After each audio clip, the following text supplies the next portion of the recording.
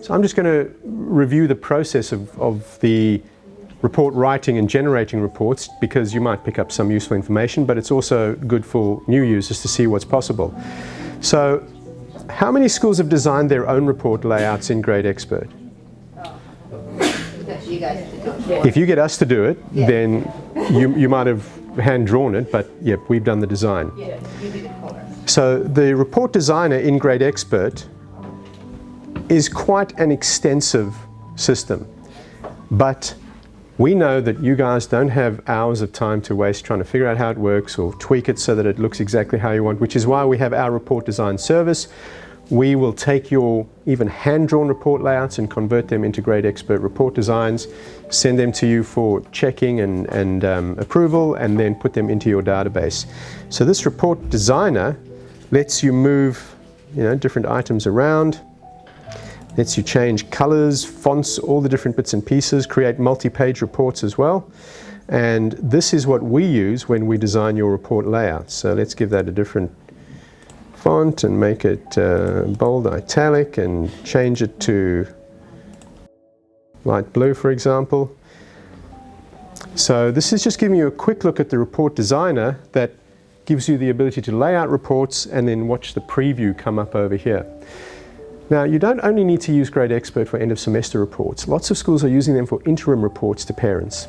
So semester 1 and 2, end of term 2 and 4, parents get their reports, but many schools are using a one-page report at the end of term 1 and term 3 that simply contains the outcomes of the testing for term 1 and 3. It might just be PAT testing or PM benchmarking with a few other bits and pieces, along with perhaps a 1 or 2 line teacher comment.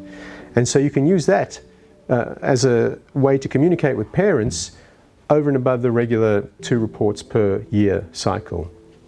Bringing parents into the knowledge of what their kids are doing more often has always got a positive benefit, instead of just leaving it to the twice per year. So there are a lot of different things that you can put on the reports. You can put different assessments, you can put graphs. Just giving you a look actually at some of the report designs. This is quite an interesting one, because this is a primary school that's reporting to parents on I think this is done once a term, and they just listed the assessments that they're testing. So, PAT reading, STAR reading, essential assessment, math invaders. They're giving the expected score, the student's actual outcome, and whether they were below, at, or above. That's been color-coded, and this has been a hit with parents, because they have been able to very easily understand what the testing area is and how their kids are doing and where they should be. And if they're below, how far below are they? So this is kind of an alternative to a graphical representation of data, but also very easy to understand. So this would be an interim report. They've got personal and social learning as well. So interim reports generally are kind of out of cycle reports. So you have a reporting cycle in semester 1 and 2, and these are just filling in the gaps essentially, end of term 1 and end of term 3. And end of term 1, they can be very simple. It can even just be a couple of test outcomes and a teacher comment. Here's a PSD report that is basically taking, social skills or personal skills that the school has defined, and then teachers have just chosen from a drop-down list of 5 possible options.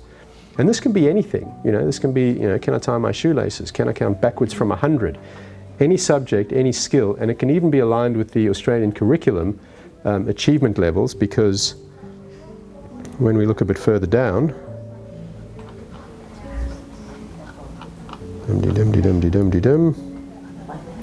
for example, there's visual arts, and these statements, names, primary and secondary colours, that comes out of the curriculum achievement levels. So we can use skills or expected achievement levels for all these different skills directly in the student report. So you can really go as complex or as simple as you want in your reports, but we know what the minimum requirements are though. Also, on these interim reports, you cannot underestimate the impact of graphical representation of data. This, for example, is very valuable to a parent and to a child, because it shows that they are experiencing growth, they're exhibiting growth. Even though it's under the expected level, you can see that it has been growing over time. Having this information in a graphical format makes it much easier for parents to understand if their students are improving or going backwards. And then in this particular example, this interim report had space left for the students to actually handwrite in their own goals. So it's giving students almost responsibility for their own goal setting and how they're going to get there. So this can even then be scanned and saved back into GradExpert against that student history, so that you've got a record of what that student wrote available years into the future if you need it.